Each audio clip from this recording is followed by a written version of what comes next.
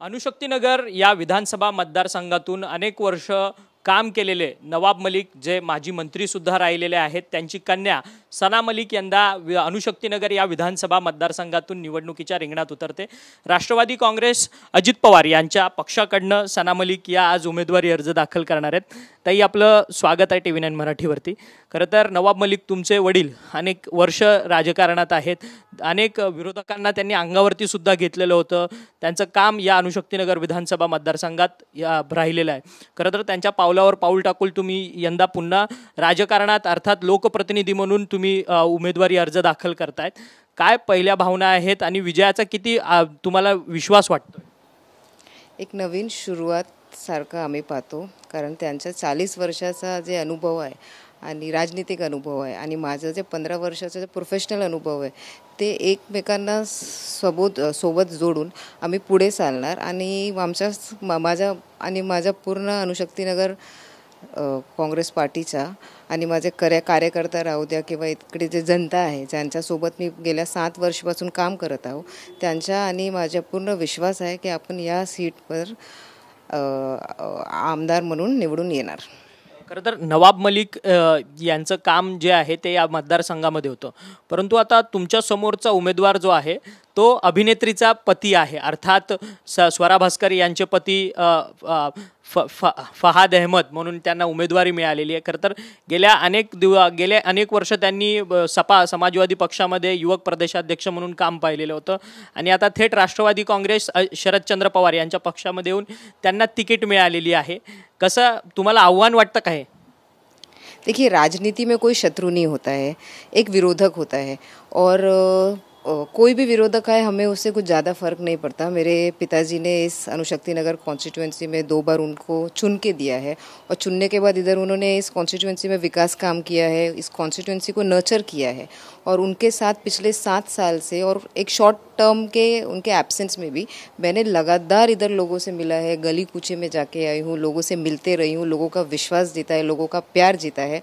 और इधर अणुशक्तीनगर विधानसभा क्षेत्र में एक ज़मीनी राजनीति चलती है। लोगों को ये पूछने की ज़रूरत नहीं पड़ती या बताने की ज़रूरत नहीं पड़ेगी कि सना मलिक कौन है और वो क्या करती है और कितना लोगों के साथ मिली है, कितना लोगों के साथ एक इंटरेक्शन रखती है, कितना जुड़ी हुई है। और इधर से कोई पैराशूट लैंड होकर अचानक से किसी कैंडिडेट को फेंका गया है, सिर्फ अणुशक्तीनगर क्षेत्र में नहीं, अचानक से तो हमारे राष्ट्रवादी कांग्रेस पार्टी शरदचंद्र पवार के पक्ष में भी उनको फेंका गया है अचानक से। तो ये पैराशूट लैंडिंग मुझे नहीं समझ में आता। ठीक है, विरोधक के तौर पे हम उनको देखेंगे, उनके साथ लड़ेंगे। और जहाँ तक बात हो रही है नवाब मलिक साहब की बेटी होने का, तो नवाब मलिक साहब की बेटी होने का मुझे बहुत गर्व है और हर बेटी को होता है अपने पिताजी की बेटी होने का।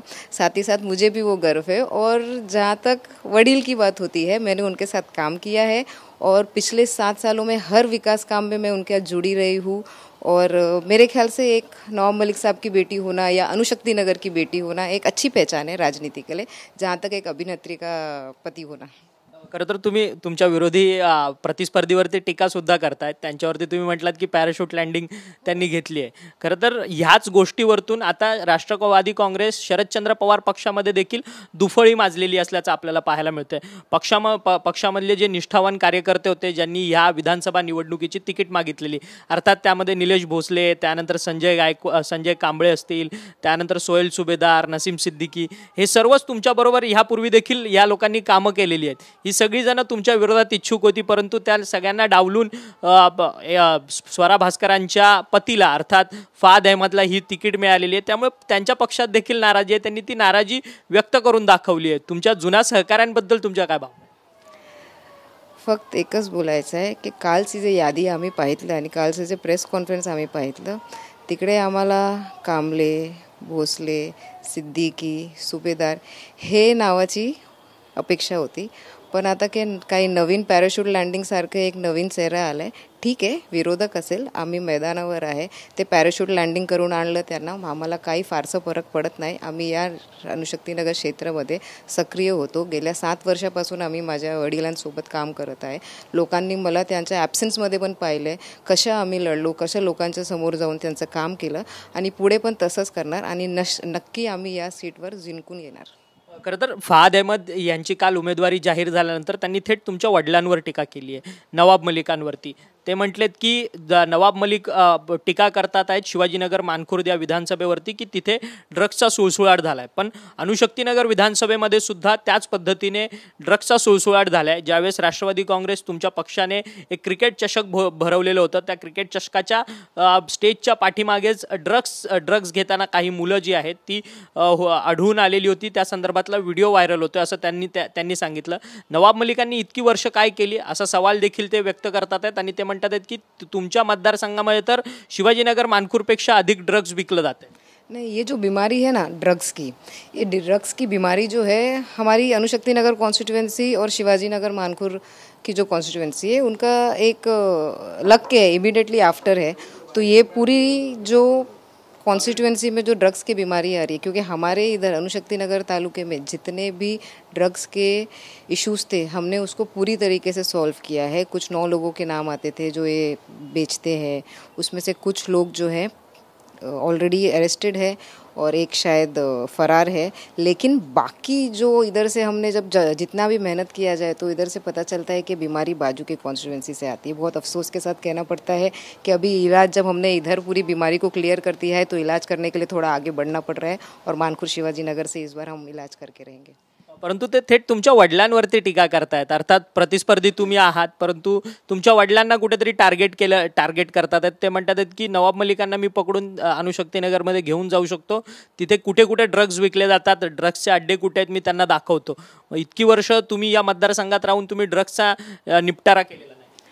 हे बघा, त्यांना तुम्ही मानखुर्द शिवाजीनगरच्या बाबतीत विचारलं होतं, त्यांनी ते सोडून अणुशक्ती नगरच्या बाबतीत सांगितले. आता मी विचारतो, तिकडे ते त्यांचे राजनीतिक बाप होते, त्यांना तुम्ही विचारा तुम्ही मानखुर्द शिवाजीनगरमध्ये आजपर्यंत काय केलं आहे आणि काय सुधार तिकडे झाला आहे, तुम्ही त्यांना विचारा. तिकडून आन्सर भेटलं की मी पण देणार. एक शेवटचा प्रश्न, नवाब मलिक देखील यंदा निवडणुकीच्या रिंगणात उतरतात आहेत, परंतु तुमच्या घड्याळाच्या चिन्हावरती उतरणार की अपक्ष कोणत्या चिन्हावर?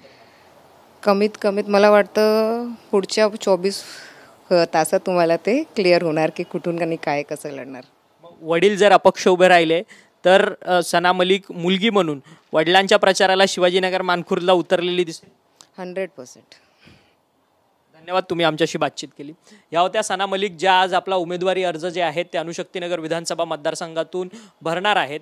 परंतु त्यांच्या समोरचा जो उमेदवार आहे त्या उमेदवारावरती देखील त्यांनी एक टीकास्त्र डागलेलं आहे की पॅराशूट लँडिंग करून उमेदवार जो आहे तो आयात केलेला आहे माझ्या समोरच्या पक्षाने. त्याचसोबतच निष्ठावंत जी विरोधी पक्षातली लोकं होती त्यांच्यावरती कुठेतरी अन्याय जो आहे तो पक्षातल्या लोकांनी केलेला आहे असं मत जे आहे ते सना मलिक यांनी आपल्याशी बोलताना व्यक्त केलेलं आहे. व्हिडिओ जर्नलिस्ट सिद्धेश नाईकसह अक्षय मंकणी, TV9 मराठी, मुंबई.